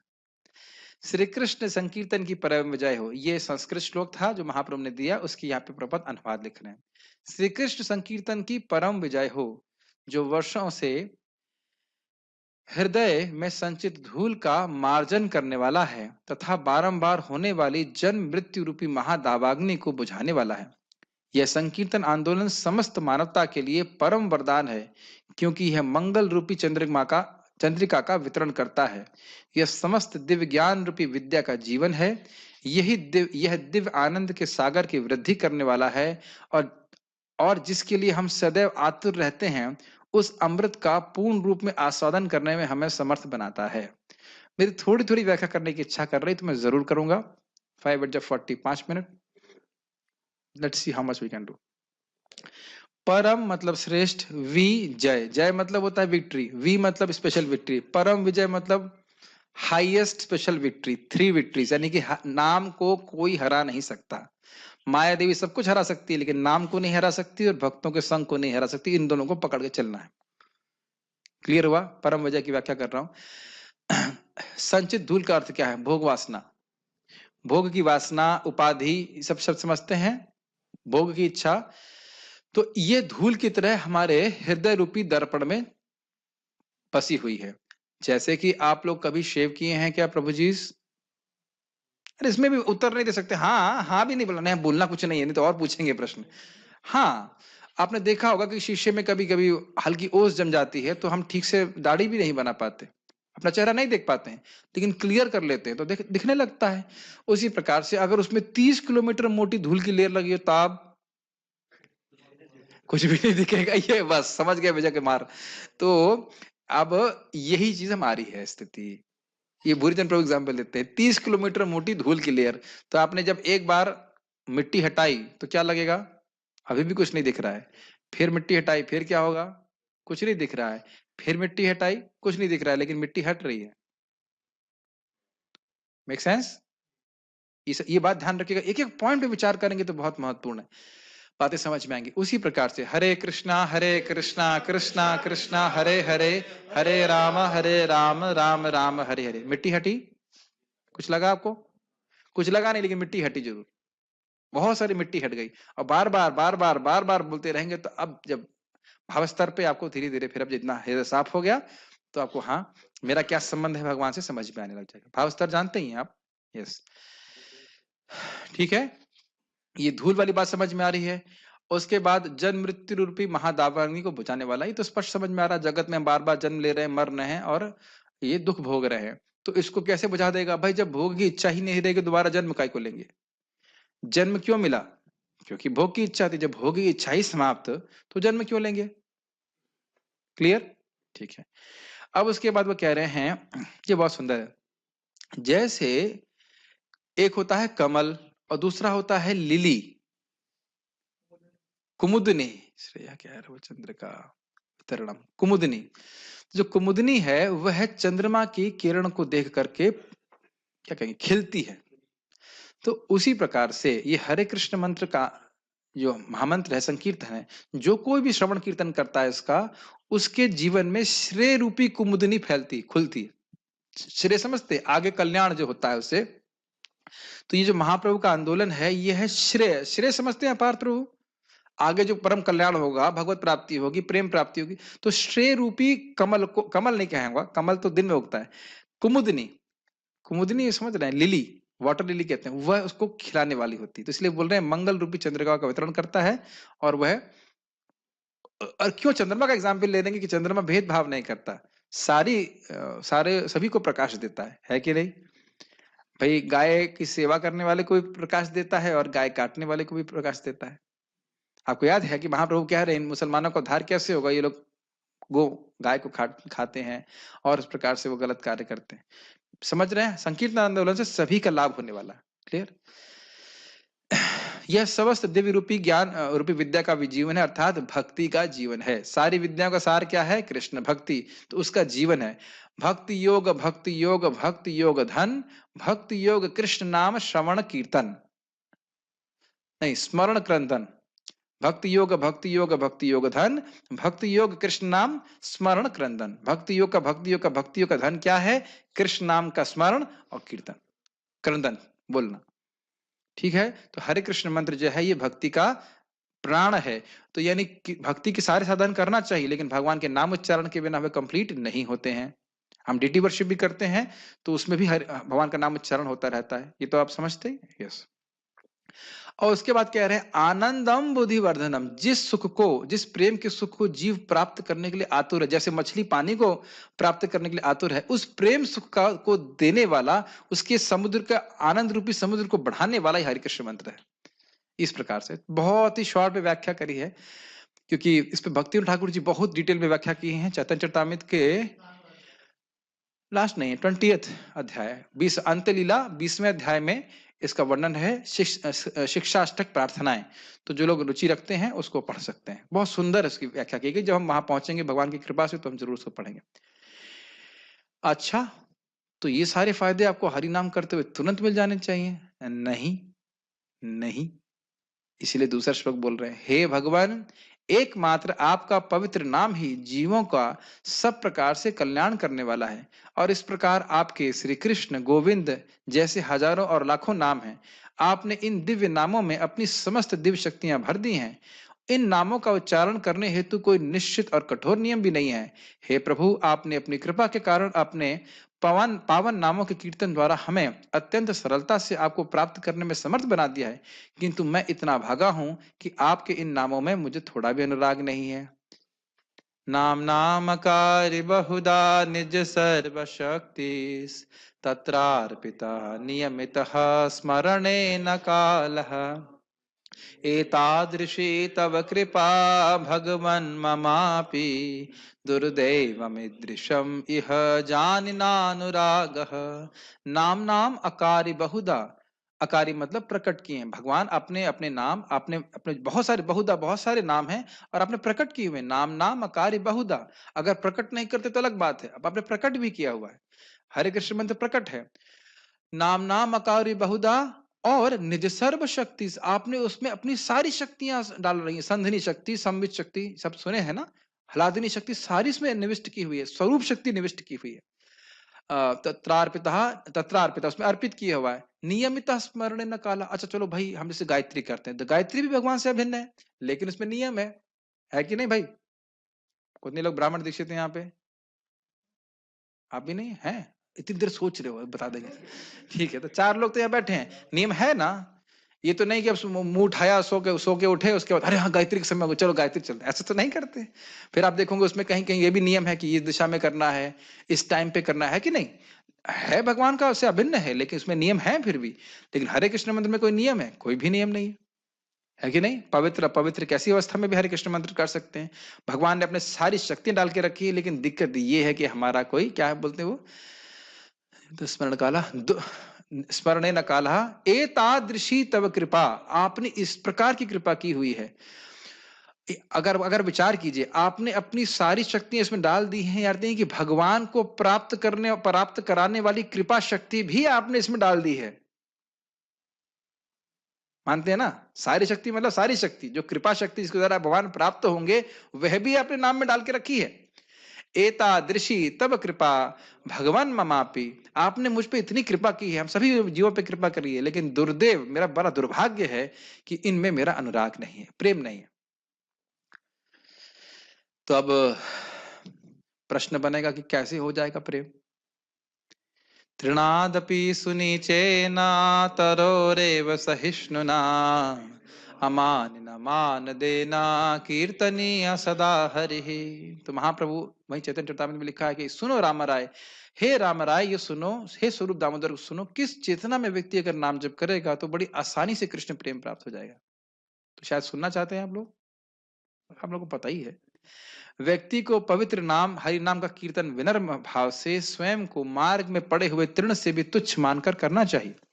मनुष्य को वृक्ष से भी अधिक सहनशील होना चाहिए तथा मिथ्या मान की भावना से रहित होकर दूसरों को आदर देने में तत्पर रहना चाहिए।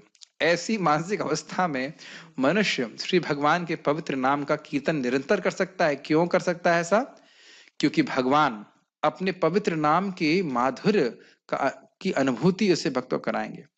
तब आप लोगों के मन में प्रश्न आएगा कि हम सहनशील हों और नाम जप करें या नाम जप करके सहनशीलता आ जाएगी? दोनों ही बात सत्य है। इट इज अ, भूरिजन प्रभु बहुत अच्छे से समझाते हैं, it is a prescription and it is a description. Hindi में कौन बता सकता है इसको? प्रेस्क्रिप्शन मतलब ये शिक्षा है और ये एक वर्णन भी है। शिक्षा समझ रहे हैं कि इस प्रकार से जप करो, और जिनको भगवत प्रेम प्राप्त होता है वो ऐसे जप करते हैं। तृणादपि सुनिचेना, जो जगत में जो जो तृण पड़ा हुआ है उसकी कोई वैल्यू नहीं होती है, तो उससे भी हीन अपने को समझते हुए, तरोरपि सहिष्णुना, और वृक्ष से भी अधिक सहिष्णु होते हुए, जो क्या कहते हैं लकड़हारा बोलते हैं। देखिए हम, आप ये मत सोचना कि अंदर मेरे अंदर गुण है, सोचेंगे क्यों? मुझे पता है आपके अंदर गुण है ही नहीं, तो क्या करना, सोचना क्या, हम तो सोचते भी नहीं है। लेकिन इन गुणों पे विचार करेंगे तो कम से कम लालसा हृदय में जरूर आएगी, है कि नहीं? जो भी हम बातें चर्चा कर रहे हैं, ऐसा तो नहीं कि सारे गुण हमारे पास हैं। मान लो कोई भी गुण नहीं है, लेकिन लालसा तो रहती है ना, काश ये गुण मेरे हृदय में आ जाए। और कुछ भक्तों को हम देखते भी हैं जिनके अंदर ऐसा गुण है, तो लगता है हाँ इनको तो गुण है, इसका मतलब नाम में भी रुचि होगी, मतलब हमको भी मिल जाए तो अच्छा रहेगा, है कि नहीं? तो हम बात कर रहे थे तरोरपि सहिष्णुना, मतलब पेड़ किसी से पानी भी नहीं मांगता है, भले वो सूख भी जाए, और जो व्यक्ति जो कुछ चाहता है पेड़ से वो सब पेड़ उसको देता है। ये दो गुण समझ रहे हैं, ये महाप्रभु उसमें समझाते हैं। ये चैप्टर मुझे बहुत अच्छा लगता है, कई बार इसको हम उसको पढ़ा हूं, कुछ कुछ बातें याद है, मैं आपके सामने प्रस्तुत कर रहा हूँ, बहुत अच्छा है। यहां तक कि चलो ठीक है, कोई आकर के फल मांग रहा है तो पेड़ का अहित तो नहीं कर रहा है, लेकिन जो लखड़ आ रहा है, जो दोपहर में सुबह आया, पेड़ को काटा, तो दोपहर में उसी पेड़ की छाया में रहता है और फिर काटता है, और फिर भी भक्त, और फिर भी पेड़ कुछ नहीं कहता, कहता अरे तुम मुझे काटने आए हो, मैं तुम्हें छाया नहीं दूंगा, ऐसा तो नहीं है। इस संबंध में मुझे परम पूज्य जयपताका महाराज की बात याद आ रही है। आप सब जानते हो, लेकिन मुझे बार बार बोलने की इच्छा होती है। महाराज जी कहीं स्पेन कहीं पे थे, एयरपोर्ट पे थे, ऐसे एक व्यक्ति आया, उनकी गर्दन काट दी, गर्दन काट दी, बस तो नस बच गई थी हल्की सी। और इसके पीछे भी लीला है कि प्रभुपाद ने कहा कि तुम अपना वजन बढ़ाओ। उससे पहले महाराज जी पतले थे, अगर आप फोटो देखें, महाराज को बोला कि आप अपना वजन बढ़ाइए, तो यहाँ पे थोड़ा वजन मोटे हो गए महाराज जी, तो ये थोड़ा मांस इधर बड़ा था गले में, तो नस नहीं कट पाई, जो होता है ना गले में नस हमारी, वो नहीं कट पाई। तो और वहां पे कोई उनको बचाने वाला भी नहीं ठीक था, वो उसे गर्दन को पकड़े पकड़े गए, फिर बेहोश हो गए, किसी ने उनकी मदद करी। फिर बाद में उस व्यक्ति को पकड़ा गया, और पुलिस वाले जब उनको बुलाए तो बोले नहीं, he is an instrument of my Karma, मेरे इसके खिलाफ कोई केस नहीं करना चाहता। अचिंत है, अचिंत टॉलरेंस। हमारी कोई धोती खींच के ले जाता है तो नहीं, मेरे संग हुआ है, मेरा मेरा टोपी और मोजा किसी ने बाल्टी में रख दिया था, तो मैं से मंगल आरती में ढूंढ के डांट लगाई। तुम समझते रहे मैं बीमार पड़ जाऊंगा, मैं सही घटना बोल रहा हूँ, नाम नहीं रख रहा हूँ, मैं अपनी बात बोल रहा हूँ, कोई टॉलरेंस नहीं है हमारे अंदर।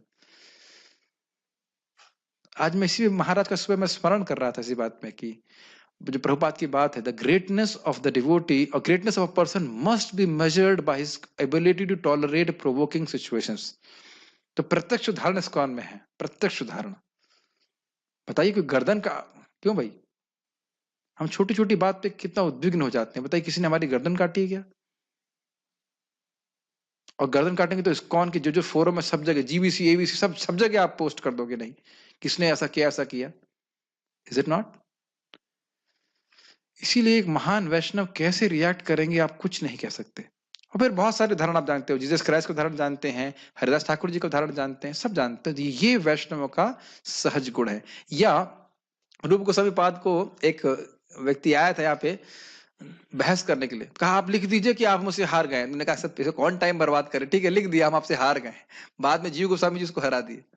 कौन सा टाइम बर्बाद करे, तुम्हें तुम्हें प्रसिद्ध, तुम्हें चाहिए प्रतिष्ठा, हाँ भाई ले लो, तो हम हार गए, पहले हार गए, लिख के किनारे कर दिया उसको। कोई प्रतिष्ठा की इच्छा नहीं। श्रीवास ठाकुर के घर में मैंने बताया था आपको कि वो भगवान के शुद्ध भक्त हैं, लेकिन बाहर किसी ने चंडी की पूजा का सामान रख दिया, तो बाहर आए क्या बोले, तो आप लोग समझ गए ना कि मैं किस प्रकार से दुर्गा जी की पूजा करता हूं, मुस्कुराते हुए। कोई अपेक्षा नहीं प्रतिष्ठा की। समझ में आई बात? दो चार उदाहरण दे रहा हूं, बाकी वैष्णव का तो कोई सही, तो सहज गुण है, मेन सहज गुण है वैष्णव का। और रूट क्या कारण है? भागवत में प्रश्न किया गया कि महान एक मनीषी व्यक्ति भी अगर उसकी पब्लिक में कोई मूर्ख व्यक्ति उपहास कर दे या गलत शब्द कह दे तो उसका मन शुद्ध हो जाता है। आपके भक्त कैसे सहन कर लेते हैं? तो भगवान कहते हैं कि उनका मन मेरे नाम रूप गुण कीर्तन की माधुर में अभिनिविष्ट रहता है, इस कारण से, और कोई तरीका नहीं है। तो आप समझ पा रहे हैं, ये प्रेस्क्रिप्शन डिस्क्रिप्शन, हमें प्रयास करना है जितना हम सहन कर सकें। मैं अभी इतना ही सहन कर सकता हूं कि मेरी धोती को कोई हाथ भी न लगाए, ठीक है उतना ही सहन करो। ठीक है उतना ही सहन करो। मैं इतना सहन कर सकता हूँ कि रोटी में घी अगर नहीं लगेगा तो मैं खा लूंगा, कुछ बोलूंगा नहीं। ठीक है कि नहीं? एटलीस्ट 2 लोगों से बोलूंगा, उससे अधिक नहीं। तो हो सकता है कि इतना हम सहन कर सकते हैं बस, लेकिन धीरे धीरे सहन, धीरे धीरे अपने आप ही सहन करने की इच्छा बढ़ जाती है, जैसे आप भगवान की भक्ति करते हो। ये देखिए हमारे हृदय में कितना सहन करने की गुण आया है, तो वास्तविकता से वैष्णवता आई है। ठीक है, हरे कृष्ण मंत्र करने से ही सहनशीलता आ जाती है अपने आप। ठीक है, अच्छा, अमानिना मान देना, इसका अर्थ क्या है? स्वयं मान की अपेक्षा नहीं करना, लेकिन दूसरों को सम्मान देना। मुझे हमेशा इस बात पे बोलता हूँ, मुझे बहुत हंसी आती है। एक भक्त है, अभी पता नहीं क्या उनकी मान्यता, बोले हमको सम्मान की इच्छा नहीं है, लेकिन हम दूसरे को सम्मान नहीं देंगे। हमने कहा ये तो महाप्रभु की इच्छा नहीं है। हमारी इच्छा नहीं सम्मान की, हम दूसरे को सम्मान भी नहीं देंगे, यह तो गलत है ना। अमानी ना मान देना, तो ये फॉर्मूला है। जैसे इस दरवाजे से आप बाहर अंदर आए हो, ठाकुर जी का दर्शन हो रहा है, भगवान का दर्शन हो रहा है, ये भक्ति में प्रवेश करने की, रियल भक्ति में प्रवेश करने का दरवाजा है। यही हमारा कंठी के रूप में धारण करना चाहिए, यही हमारा सिद्ध प्रणाली मंत्र है। ये हम सब अपनी बातें नहीं बोल रहे, सब चैतन्य चरितामृत में आप पढ़ेंगे स्पष्ट रूप से, इसी से हम सिद्ध होंगे। तो उसका हमें अभ्यास करना चाहिए। अब आपको, जब मैं कई बार, जितनी बार हम बोलेंगे इस बात को, स्वाभाविक से मेरी परीक्षा भी होगी। देखते हैं पास होते हैं कि फेल होते हैं। मोस्टली इसमें फेल हो जाते हैं, लेकिन धीरे धीरे प्रयास करना चाहिए। हरि नाम करेंगे तो इस प्रकार से होगा। अब किस प्रकार से भगवान की ऐसा जो भक्त है उसके हृदय की स्थिति क्या है उसका वर्णन कर रहे हैं। न धनम न जनम न सुंदरीम कवितां वा जगदीश कामये, मम जन्मनि जन्मनीश्वरे भवतात् भक्तिरहेतु की त्वयि। अनुवाद। हे सर्व समर्थ जगदीश, मुझे धन एकत्र करने की कोई कामना नहीं है। ये बहुत बेसिक कामना होती है एक कंडीशन सोल की। धन आया नहीं कि उसको और इकट्ठा करना चाहता है, ये स्वाभाविक रहता है, जबकि लेके कुछ नहीं जाता है।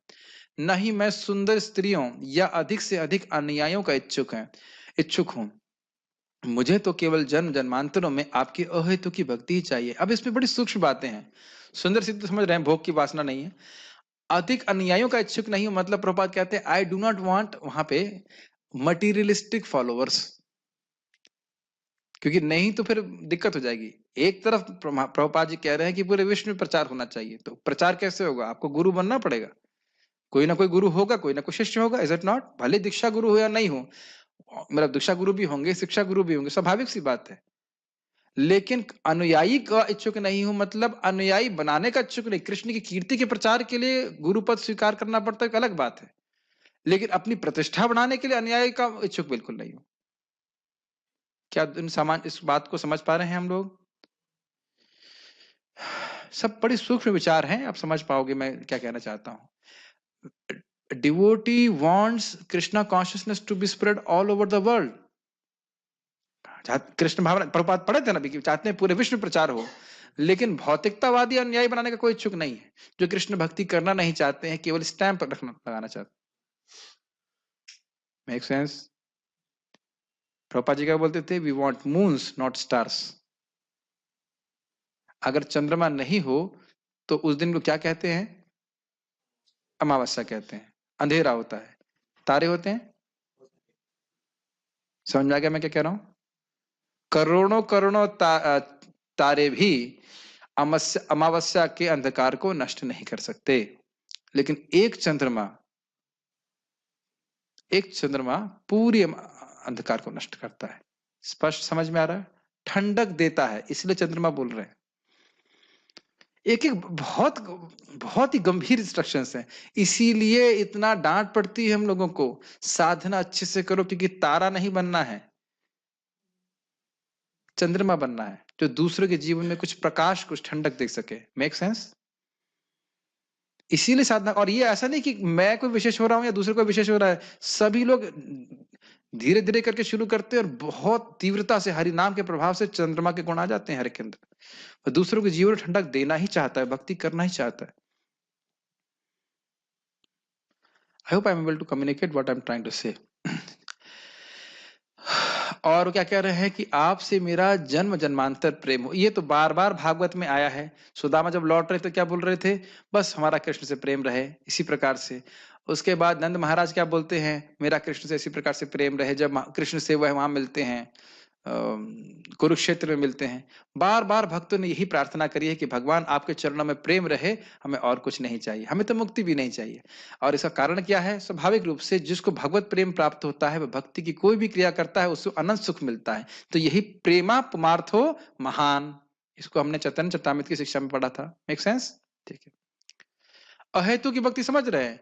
कोई स्वर्ग जाने की इच्छा से, कोई जो भी हेतु अपने पीछे देखे ना, ये बद्ध आत्मा के लिए हेतु होता है। स्त्री हेतु होता है, अनुयायी हेतु होते हैं, या धन हेतु होता है। ये सब हेतु के बिना सहज रूप से आपसे मेरा प्रेम हो, ठीक है? ये आप मेरा उद्धार करें, यह भी कुछ नहीं। आप उद्धार भी ना कीजिए, आपसे मेरा प्रेम, आपके चरणों में मेरा शुद्ध प्रेम रहे। ये भागवतम में बार बार भक्तों ने यही प्रार्थना करी। ये आप इसको समझेंगे, ठीक है? ओके, आप समझ रहे हैं ना? जो भागवतम की प्रार्थनाएं हैं वो महाप्रभु की प्रार्थना भी हैं। वही वही प्रार्थना भक्त को करनी चाहिए। अब बड़ी नम्रता से वह कृष्ण को पुकार रहे हैं। अये नंद तनुज किंकरम पतितामाम विषमे भवाम्बुधौ, कृपया तव पाद पंकज स्थित धूलि सदृशम विचिंतया। हे नंद तनुज, भगवान श्री कृष्ण, नंद महाराज के बेटे, मैं तो आपका सनातन सेवक हूं, किंतु किसी न किसी कारण से मैं जन्म मृत्यु रूपी सागर में गिर पड़ा हूं। कृपया इस भव सागर से मेरा उद्धार करके मुझे अपने चरण कमल की धूलि का एक कण बना लीजिए। सुना तो आपने कई बार होगा, कुछ कुछ पॉइंट्स हम चर्चा करना चाहते हैं। सनातन सेवक हूं मैं, नित्य सेवक हूं आपका। अब किसी कारण से मैं जगत में गिरा हूं, ये नहीं कह रहे हैं कि आपकी वजह से गिरा हूं। मैं तो कितना अच्छा व्यक्ति हूं, जरूर आप ही नहीं गिराया होगा यहाँ पे। तो भगवान पे दोषारोपण नहीं है। यह भी नहीं पूछ रहा है कि मैं इस जगत में कब आया, क्यों आया, कैसे आया, कुछ नहीं, मुझे नहीं पता भगवान, बस मैं इस शरीर को ढो रहा हूं, मैं यहाँ पे हूं और भोग इच्छाओं से ग्रसित हूं। ये तो हर भक्त जो साधना करता है वो समझ सकता है कि भगवान अशेष क्या है, दुर्वासना रज्जु शतैर निबद्ध है। प्रबोधानंद सरस्वती बोलते हैं, मेरा हृदय भगवान दुर्वासना रूपी हजारों हजारों रस्सियों से बंधा हुआ है। आकृष्ट स्वबले न कृष्णा, लेकिन कृष्ण मैं अपने हृदय को आपको नहीं दे पा रहा हूं, लेकिन आप अपनी शक्ति से इस मेरे हृदय को अपनी तरफ खींचे। तो आप समझ पा रहे हैं क्या ये भक्त कोई यहाँ पे कोई बोल दे कि भाई हमारे हृदय में कोई भौतिक वासना नहीं है? जूम पे कोई सब जूम पे कोई हैंड रेस कर दे हमारी कोई भौतिक वासना नहीं है? नहीं बोल सकते आप, बिल्कुल नहीं बोल सकते। है क्या प्रमाण है? ये शरीर प्रमाण है। तो अब मैं इस जगत में गिर पड़ा हूं, कृष्ण कृष्ण मेरा उद्धार कर दीजिए। एक मिनट में व्हाट्सएप चेक कर लूं जरा। यही हरे कृष्ण मंत्र है ना? Hare Krishna Krishna Krishna Hare Hare, Hare Ram Ram Ram Hare Hare. This should be the mood of chanting. It's not simply matter of discussion. जैसे आज मैं भक्तों को बता रहा था, बहुत इंटरेस्टिंग। क्या अभी आप लोगों से पूछ रहा हूँ, क्या आप लोगों को लग रहा है मैं आपसे बात कर रहा हूँ? क्या मुझे लग रहा है कि आप मेरी बात सुन रहे हैं? आप सोच सकते हो, मान लो जूम, सेम चीज जूम पे होता है कि नहीं? अच्छा, आप लोग यहाँ पे ना हो और जूम भी ना हो तो मैं किस तरह से बोल सकता हूं? बड़ा बोरिंग लगेगा ना? तो अब आपने कल, मैंने आज थोड़ा थोड़ा करने का प्रयास किया, ये बहुत अच्छा लगा मुझे कि ये भक्ति में ठाकुर जी जप करते थे ऐसे, हरे कृष्णा कृष्ण कृष्ण हरे हरे। इट्स लाइक किसी को बुला रहे हैं, करना अमृत, like that. Are you able to understand? अभ्यास करने का प्रयास कीजिए। ऑब्वियसली ये अकेले में करना आसान होता है क्योंकि वो लोग डिस्टर्ब नहीं होते हैं। जूम पे भी कर सकते हैं क्योंकि सब लोग म्यूट रहते हैं। अब मंदिर में करेंगे तो लोग कहेंगे इसे क्या हो गया, इसको बुला रहा है क्या, कुछ दवाई देनी पड़ेगी इसको। लेकिन actually that is a mood of chanting. ये पता है आपको, भक्ति ठाकुर जी जब करते थे तो अगल बगल के लोग सुनते थे, वो इतने जोर से करते थे, हरे कृष्णा, दैट यू नो। और उससे बहुत गंभीर बात मैं कहना चाहता हूँ, भूरिजन प्रभु कह रहे थे, आज मुझे इस बात पे विचार कर रहा था, हम सेवा नहीं मांग रहे हैं क्या? अभी तक तो हम यही सुनते आए, हम सेवा की मनोभावना को मांग रहे हैं। We are not demanding service, we are not requesting service, but service attitude. ये बात हजम हुई? मैं ओके जैसे सिंपल सी बात है, मेरी माता जी आपको कई बार आप कहती बेटा खा लो, क्यों क्यों बोलती हैं? पुत्र और आपका मेरे से प्रेम है। प्रेम मतलब सर्विस एटीट्यूड। अब समझ में आ रहा है आपको? अगर प्रेम नहीं होता तो आदमी क्या सोचेगा, अरे इसके लिए खाना बनाना पड़ेगा, मुझे खाना बनाने की सेवा दे दी गई है। मैं एग्जाम्पल दे रहा हूँ, मैं अपना एग्जाम्पल दे रहा हूँ, अपनी माँ का एग्जाम्पल दे रहा हूँ, सभी माताओं पे घटित होता है। मैं आईआईटी में बीमार हो गया था, इनको बताया भी नहीं था, इनको मालूम चल गया, दौड़ दौड़ी आ गई, अरे बेटा वो रो रही हैं, परेशान हो रही हैं, बेटा तुमको ये हो गया वो हो गया। अन्यथा हम ऐसे किसी अन्यथा जिससे हमारा संबंध नहीं है उसके प्रति भावना आती है नहीं आती ना? हम सोचते हैं अरे कहाँ यार, हेडेक पड़ गया, बीमारी पड़, राम जी इनकी सुन लेते तो अच्छा होता है कि नहीं, इसको ले जाते तो अच्छा होता, हमें सेवा करनी पड़ रही है। तो सेवा का सुख तब मिलता है जब सेवा की मनोवृत्ति हो, भगवान से प्रेम हो। Does it make sense? बहुत अच्छी बात भूरिजन प्रभु बोलते हैं, पता नहीं अगर आप समझ पा रहे हैं कि नहीं। when we have service attitude, when we have love for the Lord, then when we serve, when we feel happy. Make sense? नहीं समझ पा रहे हैं? इतना डीप पॉइंट है। Is not simply we demand service. आप देखिए यहाँ पे किसी भक्त को बोल दिया जाए कुकिंग करो या कुछ करो, यार क्या मैं इतना पढ़ के आया कुकिंग करने के लिए, रोटी बनाने के लिए, रोटी बेलने के लिए? लेकिन नरोत्तम दास ठाकुर जी की शाश्वत सेवा क्या है? दूध उबालने की। शाश्वत रूप से दूध उबाल रहे हैं। दूध उबालना, इतने बड़े आचार्य हो के दूध उबाल रहे हैं, यहाँ कितने बड़ा प्रचार कर रहे थे, इतने बड़ा आचार्य हुए थे, गोलोक जाके क्या हुआ उनका? केवल दूध उबालने की सेवा, दूधिये की सेवा कर रहे? नहीं, there is a highest service, all the services are highest there. लेकिन अब भगवत प्रेम है, सेवा की भावना है। क्या ये सब बातें समझ पा रहे हैं हम लोग? Good boys. अब कह रहे हैं अच्छा सेवा करोगे तो जरूर तुम स्पेशल सेवा करना चाहते हो, तो कहते हैं ना, अपने चरण कमलों की धूली में का एक कण बना लीजिए। अपने चरणों को देखिए, मेरे चरण में भी है कुछ धूली के कण हैं, आप लोगों के चरणों में है कुछ कण? नहीं, धुल के आए होंगे लग रहा पाँव आप तो। भगवान अपने चरण धुलते नहीं है कि कणों को डाल देंगे, अरे भगवान धुल देंगे तो मैं बह जाऊंगा। नहीं नहीं, आप लोग के चरण कमलों में है। कितने कण है भैया प्रेम किशन? क्यों पीताम्बर निमाई? बहुत सारे हैं, आपको ध्यान भी नहीं। तो ये कहना चाहते हैं, I do not deserve any personal attention my Lord. मैं आपसे कोई व्यक्तिगत रूप से नहीं चाहता हूं कि आप मुझे देखें कि भी मैं कोई सेवा कर रहा हूं, कुछ छोटी सी तुच्छ सेवा में प्राप्त कर सकूं। ये भक्ति करते हैं ना, तो हमको समझ में आने लगता है कि भगवान इतने बड़े हैं, पूरा विश्व इतना बड़ा है और मैं तो बहुत छोटा हूं। But this attitude pleases Krishna. Sudama ने क्या बोला था? सुदामा ब्राह्मण ने, ये चिवड़ा मैं कृष्ण को कैसे दे सकता हूं? यही भक्त की भावना होनी चाहिए, देन कृष्ण एक्सेप्ट्स। समझते हैं ना इस बात को? मैं क्या भजन कर रहा हूं, मैं क्या बोल सकता हूं? सुखदेव गोस्वामी बोल सकते, मैं तो कुछ भी नहीं बोल सकता। इसका अर्थ यह नहीं कि मैं बोलूंगा नहीं। Make sense? बहुत सुंदर भावना है, ठीक है, ये सब बहुत अच्छी प्रार्थना है। नयनम गलदश्रुधारया वदनम गदगदरुद्धया गिरा पुलकैर्निर्चितम वपु कदा तव नाम ग्रहणे भविष्यति। तो यहाँ पे एक भक्त की लालसा को दर्शा रहे हैं। हे प्रभु, आपके पवित्र नाम का कीर्तन करते हुए कब मेरे नेत्र अविरल प्रेमाश्रुओं की धारा से विभूषित होंगे, और कब आपके नामोच्चारण करने मात्र से मेरा कंठ गदगद वाणी से रुद्ध हो जाएगा, और कब मेरा शरीर रोमांचित हो उठेगा। ये इंपॉर्टेंट समझ में आना चाहिए कि ये बातें सहसा होनी चाहिए नामोच्चारण करने से। नाटक करने के लिए नहीं, बहुत लोग नाटक कर सकते हैं इस बात का। यहां तक कि मैंने सुना है कि लोग अपने शरीर का कलर परिवर्तित भी कर सकते हैं, ऐसे दिखाने ऐसे ऐसे करके। प्रभुपाद जी के समय में यहाँ पे व्यक्ति आए थे और वैसे लौट रहे थे, तो प्रभुपाद ने कहा जाओ लाठी मारो उसको। लाठी मारे? हो तो शुद्ध भक्त है, अपराध हो जाएगा। तो प्रभुपाद ने कहा नहीं, अपराध मैं ले लूंगा। अगर वो शुद्ध वाकई होगा तो उसे कुछ समझ में भी नहीं आएगा, और नहीं होगा तो गुस्सा हो जाएगा। और वही हुआ। एक भक्त ने कुछ ऐसे कुछ कुछ तो किया होगा, उसको ऐसे धक्का दिया, कुछ भी किया, तुरंत खड़ा हो गया, है जानते नहीं मैं कितना बड़ा शुद्ध भक्त हूं।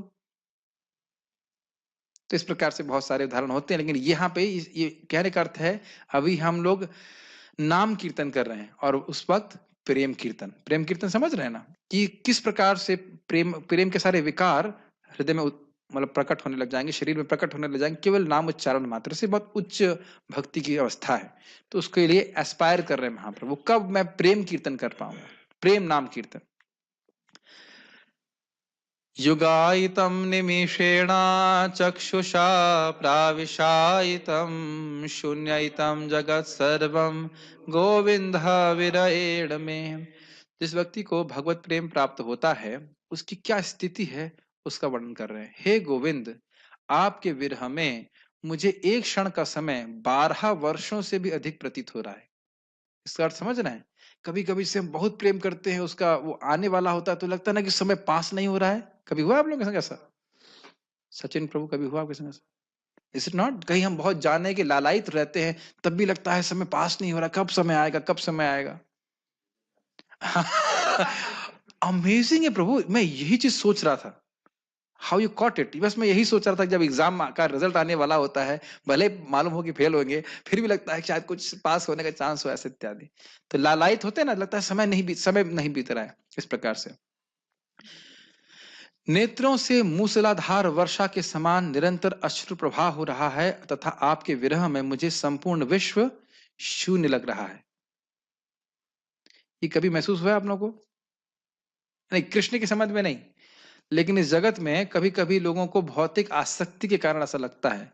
मान लीजिए किसी का बच्चा है और वह उसकी बचपन में मृत्यु हो जाती है। मान लो एक कभी होता है ना, एक ही लड़का होता है और उसकी मृत्यु हो जाती है, तो माता पिता कहते हैं हमें तो जीने की इच्छा ही नहीं कर रही, भले ही धन हो चाहे कुछ हो, लेकिन कहते हैं हमें तो अब जगत में कुछ नहीं रखा जगत में। यही बोलते हैं कि नहीं?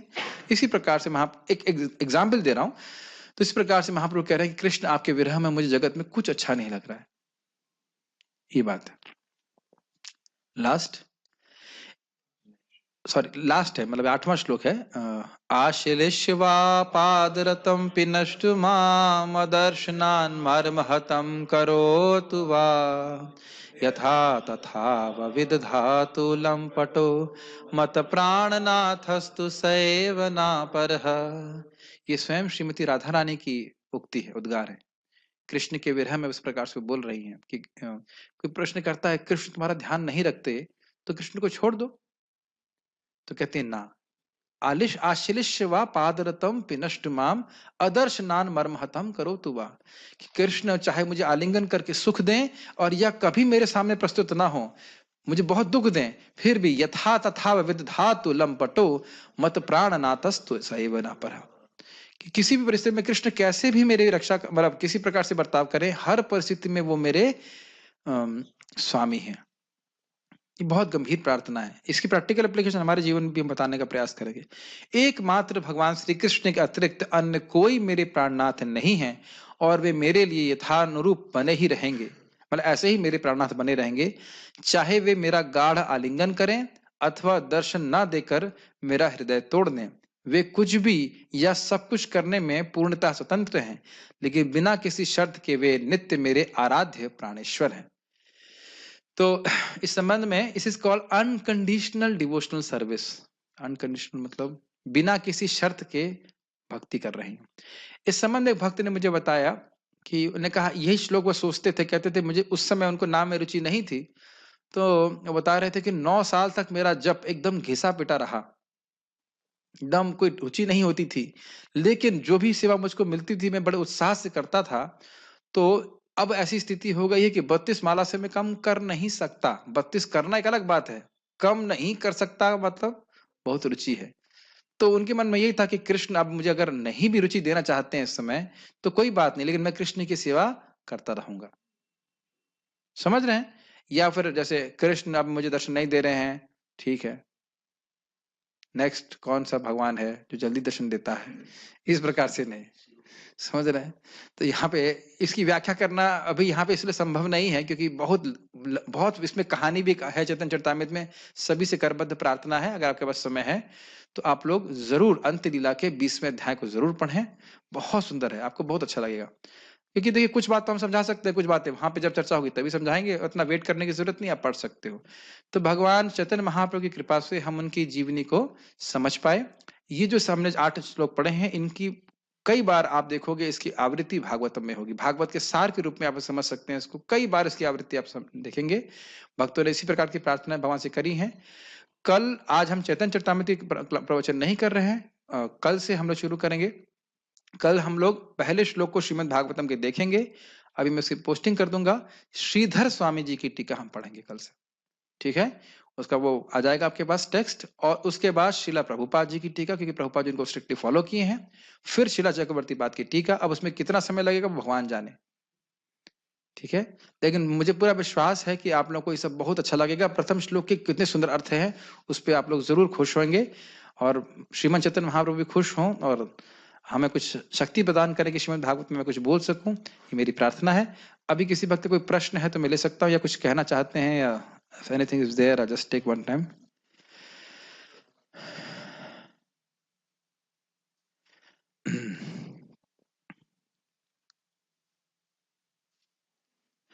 भगवान की सेवा की भी मलय करनी चाहिए। मलय मतलब मलय क्या कहना चाहते हैं? भी मिले करनी चाहिए, कोई भी दे, पता नहीं समझ नहीं, कोई सेवा मिले तो करनी चाहिए, ये सब ठीक है, लेकिन देखिए जब सेवा का आग्रह होता है तो वह सेवा करने में बहुत रुचि होती है। तो सेवा का आग्रह हो, सेवा की रुचि हो, सेवा की इच्छा हो, प्रेम हो, तो कृष्ण से प्रेम हो तो कोई भी सेवा करने में अच्छा लगेगा, ये बात हम बोल रहे थे।